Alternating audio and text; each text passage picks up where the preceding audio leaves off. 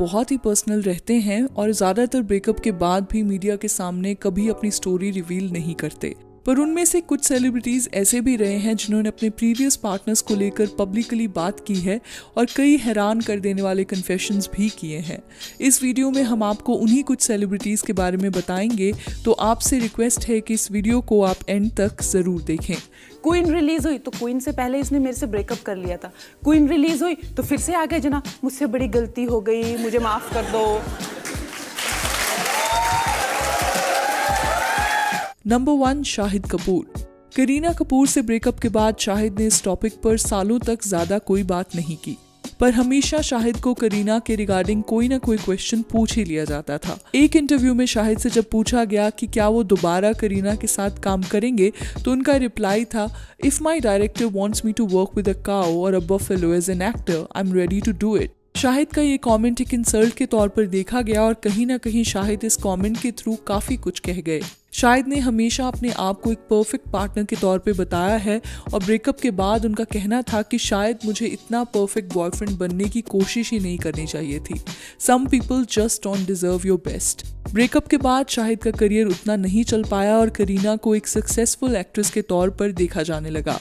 हालांकि करीना ने भी कोई सोलो हिट फिल्म्स नहीं दी हैं, पर फिर भी उन्हें इंडस्ट्री की टॉप एक्ट्रेसेस में गिना जाता है और शाहिद को रिसेंटली ही कबीर सिंह के बाद से एक बैंकेबल एक्टर के तौर पर देखा जाने लगा है। नंबर 2, प्रीति जिंटा। प्रीति ने नेस वाडिया को 2005 से डेट करना शुरू किया था और बाद में दोनों ने कई बिजनेसेस में भी साथ में पार्टनरशिप की। माना जाता है दोनों का ब्रेकअप 2009 में ही हो गया था, पर उनके रिलेशनशिप की रियलिटी 2014 में सबके सामने आई जब प्रीति ने नेस वाडिया पे पुलिस केस फाइल किया। प्रीति ने बताया कि नेस ने उन्हें धमकाते हुए कहा है कि वो एक बहुत ही पावरफुल बिजनेसमैन है और प्रीति सिर्फ एक actress. He said he could make her disappear and no one would even notice. इसके अलावा भी प्रीति ने कई शॉकिंग डिटेल्स नेस के बारे में रिवील की, जहां उन्होंने रिवील किया कि नेस गुस्से में आकर उनके साथ बहुत बुरी तरह बिहेव करते थे, जहां कभी उन्हें वो होटल रूम में लॉक कर देते थे तो कभी उनके ऊपर जलती हुई सिगरेट्स फेंक कर मारते थे। प्रीति ने ये सारे कन्फेशंस एक आईपीएल मैच में हुए इंसिडेंट के बाद किए, जहां उनके और नेस के बीच स्टेडियम में ही लड़ाई हो गई, जिसके दौरान नेस ने प्रीति को मैन हैंडल भी किया था। प्रीति ने पुलिस कंप्लेंट में अपने हाथ पे आई ब्रूजेस भी दिखाए और नेस के खिलाफ 3 सेक्शंस के अंडर केस फाइल किया गया। प्रीति से जब पूछा गया कि उन्होंने इस चीज को पहले क्यों नहीं रिपोर्ट किया, तो उनका कहना था कि नेस का बिहेवियर कई वार्निंग्स के बाद भी जब चेंज नहीं हुआ और जब उन्होंने मैच के दौरान मुझसे बदतमीजी की तो उस वक्त मैंने डिसाइड कर लिया कि I am not going to stay quiet now. 2018 में इस केस के रिगार्डिंग जजमेंट भी आई, जिसमें नेस वाडिया को चार्ज किया गया और उसी वक्त उन्होंने 20,000 रुपए का फाइन देकर बेल भी ले ली। नंबर 3, ऐश्वर्या राय। सलमान और ऐश्वर्या के ब्रेकअप की जब न्यूज़ आई तो ऐश्वर्या ने सलमान के बारे में कई पर्सनल कन्फेशंस किए, जहां उन्होंने बताया कि सलमान एक अल्कोहलिक हैं और कई बार उन्होंने मुझे वर्बली और फिजिकली अब्यूज भी किया है। ब्रेकअप के बाद सलमान ऐश्वर्या को परेशान करने लगे, जहां फिल्म चुपके चुपके में रानी मुखर्जी की जगह पहले ऐश्वर्या को लिया गया था और उसकी शूटिंग के दौरान ही सलमान वहां आकर ऐश्वर्या से लड़ने लगे। ऐश्वर्या ने एक इंटरव्यू में कहा कि सलमान कभी भी मुझे कुछ भी बोल देते थे और उन्हें लगता था कि मेरा अपने को एक्ट्रेस के साथ अफेयर चल रहा है। सलमान ने मुझ पर कई बार हाथ भी उठाया, पर मैंने फिर भी इस बात को अवॉइड किया। मैंने सलमान का उनके वर्स्ट फेजेस में साथ दिया है, पर रिटर्न में उन्होंने मुझे वर्बली और फिजिकली अब्यूज ही किया है और कई बार मुझ पर चीट भी किया। इसलिए मैंने सलमान से अलग होना सही समझा, क्योंकि इस रिलेशनशिप में मेरी कोई सेल्फ रिस्पेक्ट नहीं रह गई थी। इस इंटरव्यू के बाद सलमान को मीडिया में बहुत क्रिटिसाइज किया गया था, जहां र्यूमर्स की माने तो सलमान ने ऐश्वर्या के साथ किसी भी एक्टर और डायरेक्टर को काम करने से मना कर दिया था, जिनमें से एक विवेक ओबरॉय भी थे, जिन्होंने ओपनली सलमान को चैलेंज भी किया था।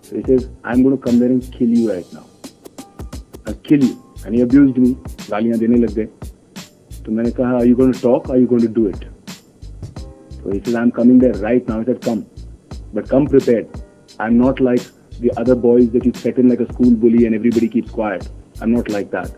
लेकिन जिनके लिए आपने ये सब किया, उन्होंने कभी आपको थैंक यू बोला या अप्रिशिएट हुआ ये जेस्चर?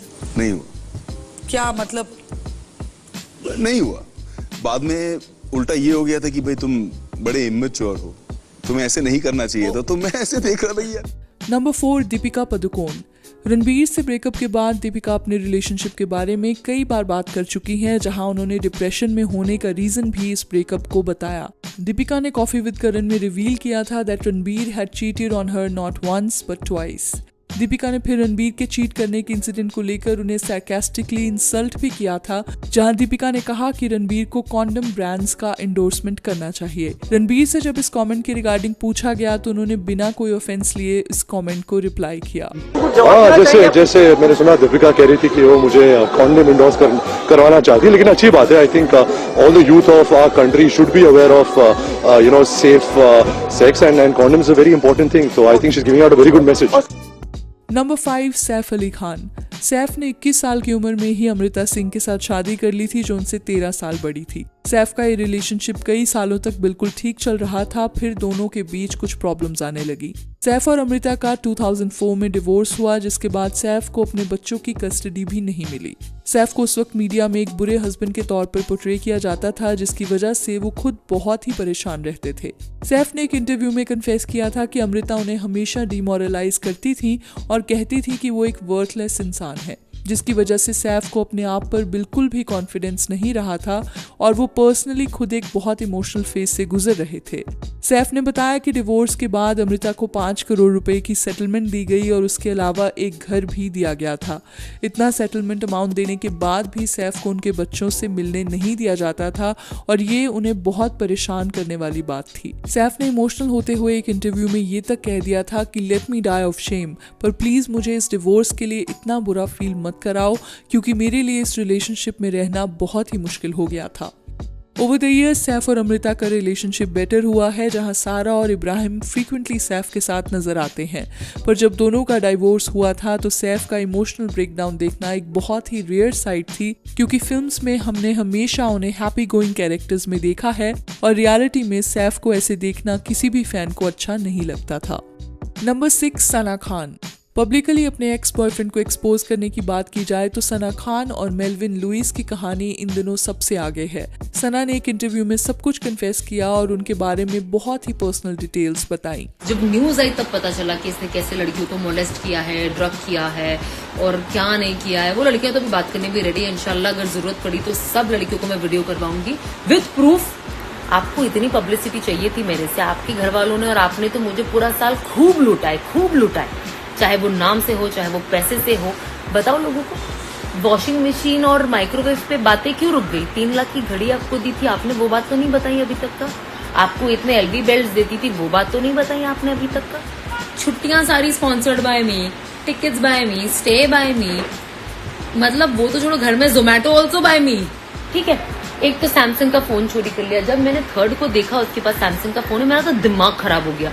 मैंने कहा 40,000 का फोन कोई कैसे चोरी कर सकता है यार? क्योंकि सब तुम्हारे इश्क लड़ा रहे हो ना, ओले ओले कर रहे हो और जो बिंदिया लगा रहे हो ना, अब उनसे तुम ये सब मंगवा लेना एक एक से। मुझे देखना है कौन आपके लिए कितना करता है। नंबर 7, शिल्पा शेट्टी। 90s के दौर में अक्षय और शिल्पा शेट्टी का रिलेशनशिप मीडिया के लिए एक हॉट टॉपिक बन गया था, जहां सभी को लगता था कि अक्षय और शिल्पा शादी कर लेंगे, पर फ्यूचर की रियलिटी कुछ और ही रही। अक्षय ने ट्विंकल खन्ना से शादी कर ली, जिसके बाद शिल्पा शेट्टी ने अक्षय को पब्लिकली कॉल आउट किया, जहां उन्होंने कहा कि अक्षय ने मुझे यूज किया है और जब उन्हें कोई और लाइफ पार्टनर मिल गया तो उन्होंने बहुत आसानी से मुझे छोड़ दिया। I never imagine that he could two time me and that too all along our relationship. Akshay ने कभी ओपनली शिल्पा और उनके रिलेशनशिप के बारे में ज़्यादा कुछ नहीं कहा, पर जब उन्हें एक बार क्वेश्चन किया गया तो उनका जवाब था कि शिल्पा को इस बात का स्कैंडल नहीं बनाना चाहिए। शिल्पा ने कभी अक्षय के अलावा ट्विंकल खन्ना या किसी और एक्ट्रेस का नाम अपनी और अक्षय की कंट्रोवर्सी से नहीं जोड़ा, जिससे एटलीस्ट उनकी मैच्योरिटी का साफ पता चलता है। शिल्पा मानती हैं कि वो वक्त उनकी लाइफ का सबसे मुश्किल वक्त था, जिससे अब वो मूव ऑन कर चुकी हैं और फ्यूचर में आगे कभी वो अक्षय के साथ अपना नाम नहीं जोड़ना चाहेंगी। So, you know, it becomes difficult. You can't build on relationships or you can't even better yourself when the bedrock is lies. So I just think you need to stay true to yourself और सच्चाई बहुत आगे तक जाती है। हाँ। Number 8, Kangana Ranaut. Kangana और ऋतिक के रिलेशनशिप को लेकर बहुत ही कंट्रोवर्सीज हुई थी, जहां कंगना ने पब्लिकली अपने और ऋतिक के अफेयर के बारे में इंटरव्यूज में बोलना शुरू किया। कंगना का कहना था कि ऋतिक ने उन्हें फॉल्स मैरिज के प्रॉमिसेस किए और बाद में ऋतिक ने रिलेशनशिप में होने से साफ ही मना कर दिया। कंगना ने फिर ऋतिक को आपकी अदालत शो में इंसल्ट करते हुए कई तरह की बातें कही। क्वीन रिलीज हुई तो क्वीन से पहले इसने मेरे से ब्रेकअप कर लिया था। क्वीन रिलीज हुई तो फिर से आ गए जना, मुझसे बड़ी गलती हो गई, मुझे माफ कर दो। कहते हैं ना, बाप के पैसे से दिमाग उसका थोड़ा सा वो हुआ है, वो मेरे को बदनाम करने के लिए यूज किया। तो मुझे लगता है कि it is like a second death you go through when somebody do that to you.